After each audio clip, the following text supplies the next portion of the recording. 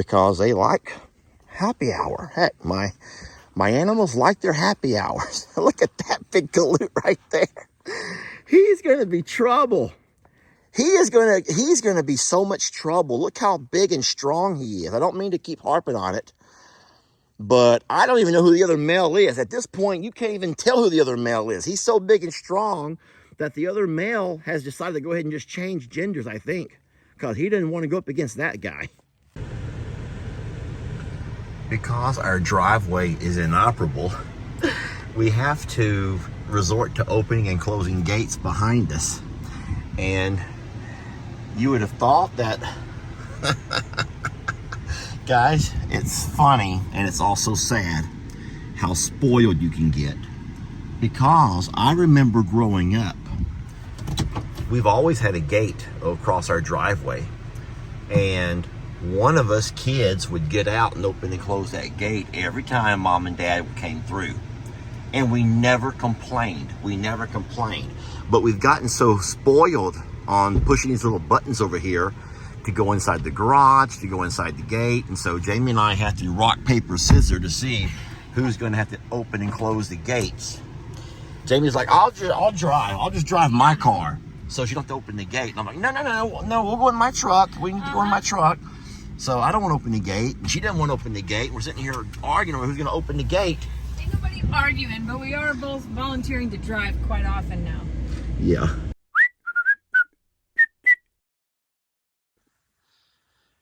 Hey folks, happy Monday. Now, of course, you will not see this video on Monday.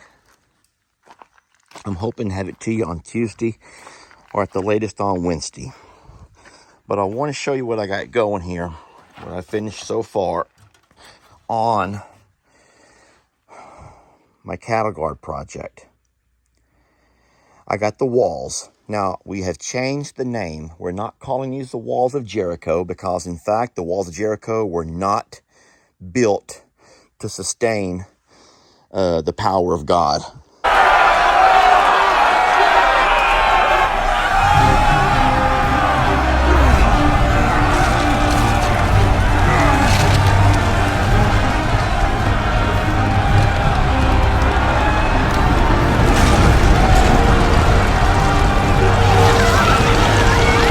Or the forces of Mother Nature. However, the Great Wall of China has withstood, well, that's not going to come out right. The Great Wall of China still stands today.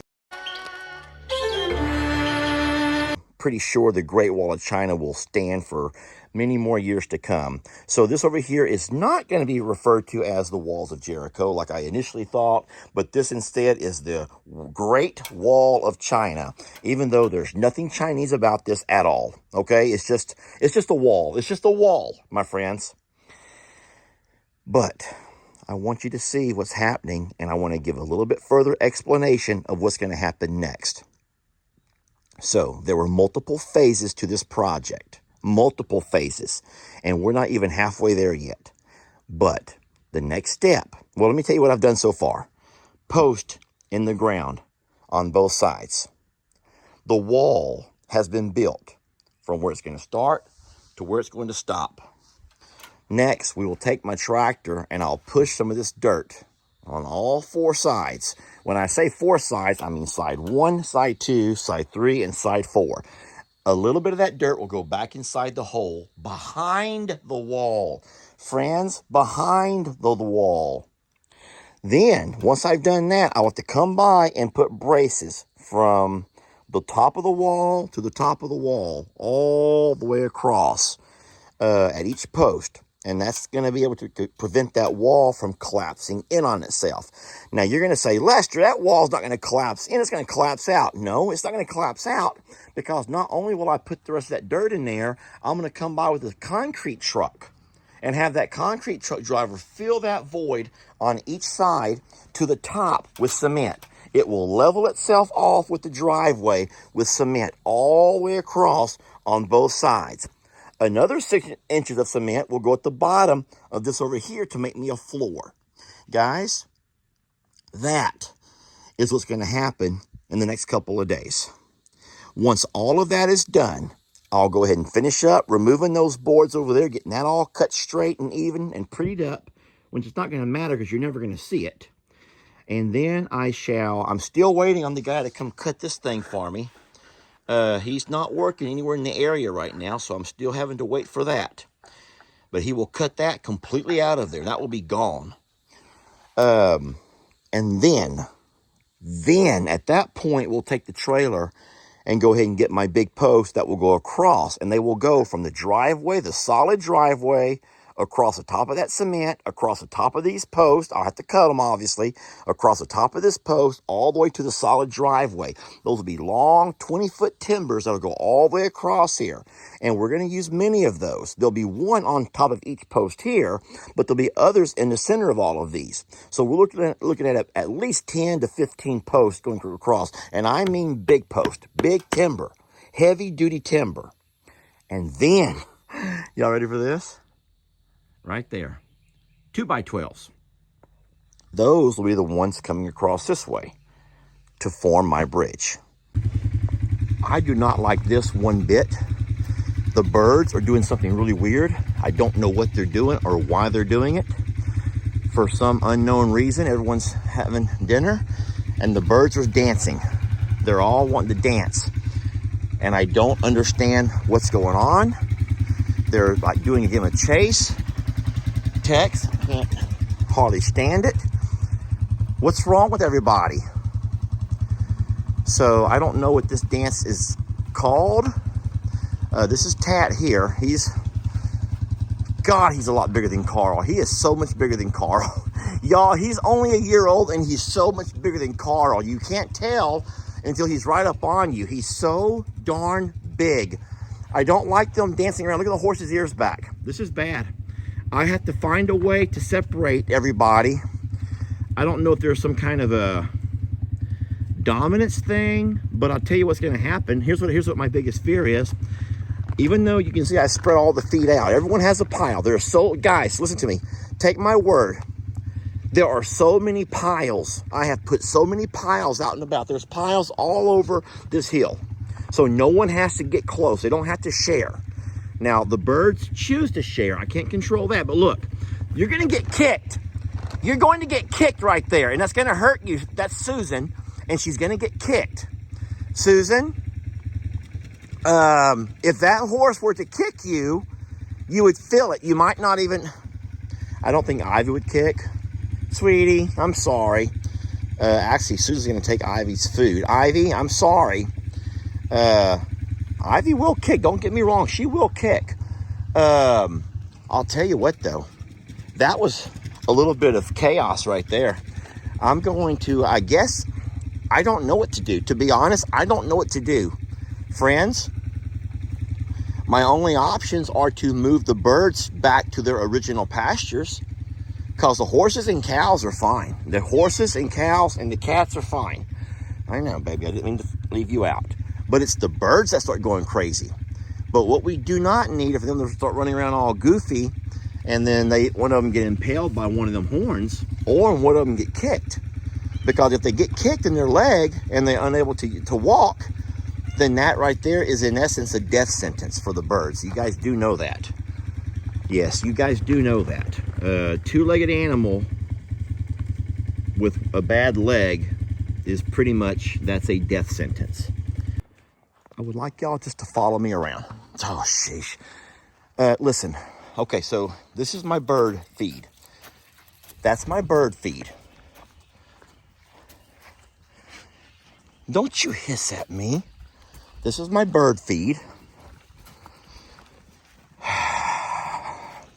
Starting over here, I put out my sweet feed for my cows and my horses and the donkey. Now listen, these birds over here are eating the sweet feed. That bird over there is eating the sweet feed. But you can see that my bull and these other heifers over here are eating the bird feed. So you can't say separate your bird feed from your cow feed because they want to eat on everything. But listen to me, they're not hungry. Guys, look good. Look at them good. These birds are in tip-top shape. These cows are in great shape. This is a social hour event, and everybody wants to be a part of the happy hour. Oh my God, he's big. You are a big galoot. You know that? Oh my Lord. Listen, we keep out hay year-round. I have green hay, which is alfalfa thrown out along the fence line over here. So there is not an animal in this pasture who's hungry. So don't sit, the one thing you cannot say is, well, if you didn't starve them, they wouldn't be so aggressive. This is not aggressiveness. This is not aggressiveness, y'all. This is a social hour event where, hey, listen to me. There ain't no way these longhorns need to be eating mealworms. Why would you even put, oh gosh, why would it, okay, dried mealworms, alfalfa pellets, which is pretty much rabbit food, sunflower seeds, and wild bird pellets. That's what they're eating on. That's what makes them so, that's what they're all having today. That's what they're all having today. Even the dogs are having it. All right, at least she got out of the way. Wow. Just wow, Ivy, just wow. So, okay, let me kind of talk about what I thought I did right. What I thought I did right was spread everybody out. You never want to congest your animals, right? Whenever you're feeding them, especially, because yes, there is food aggression, and sometimes your babies will get a little bit aggressive during feed time. But I don't think that was aggression. I think that we're misinterpreting what emotions are going through these animals, and it's just an excitement. It's just a happy hour social event, and they love it. They just cannot wait for that moment of the day, that time of day when Daddy comes out and he drops off something delicious. Man! But my fear is that someone's going to get hurt. If you have an idea, if you have a suggestion, heck, I should let Rick have a shot at this. I should let Rick have a shot at this one over here. Look at my sweet Fiona over there, my little sweet Fiona laying down, make sure everyone's safe. There's birds, ostriches, guys, running around with longhorns, running around with horses, and a donkey. And they have 10 acres that they can share here. For the most part, good pasture, plenty of grass that they eat on all day, plenty of shade, fresh water along with a nice pond. And you never have any problems with anything. It's a utopia. It's a utopia until feed time. And then you saw what happens. Feed time is when all hell breaks loose.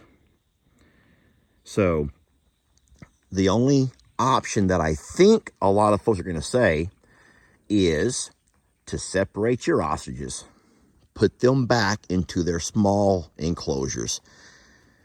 And that's sad to me. That would be sad to me. I don't know if it's worth the risk of having them run out and about. I don't know. You might say spread your food out even further apart, and I could do that. I could spread the food out further apart. Heck, I could go down over on that hillside and just go along the entire hill dropping off feed. But the excitement is still going to be there. They're still going to come a-running, and there's going to be dancing and rejoicing. That's what's, now looky here. Now Bucky's is backing up, putting his tail, or putting his legs, his hind legs, getting ready to kick if he needs to. We're running out of food here. Can y'all tell? We're getting low on food. All the grains have been pecked off the ground, and now they're getting low on food. And now they're going to start getting mean. Look at the ears back here on Bucky's, the Palomino. Yeah, I don't want someone to get kicked. I don't want someone to get impaled by one of these horns. All right, man, this is going to be up to This is going to be some good reading here. This is going to be some good reading, y'all. Good reading. Let's keep all of our comments amicable, friendly, kind. It's okay to disagree with each other, but can we be respectful in how we do that? It's okay to not like the way I'm doing it, but can we be respectful in that?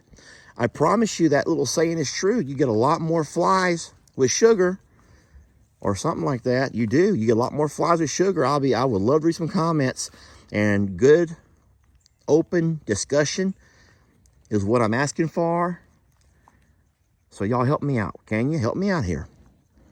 But I'm going to send this to Rick as well. Say, Rick, help your brother out. Help your Texas brother out, man. Let's see if he will. All right. She's like, I'm still hungry. You have anything else? I do have this egg. I do have an ostrich egg. You want to try it? Look at all this riffraff. Oh my goodness. I'm scared of him. I don't know if y'all can tell, but I have no reason to be scared of him yet. He's not at the age of the aggressive stuff right now. But man, when he turns that age, he's so darn big. He's a lot bigger than his dad, Carl. All right, I'm gonna get out of here, friends. I'm gonna pick up this hay string, and I got the ostrich egg under my arm. All right, and we'll holler at you guys in the next video, huh? All right.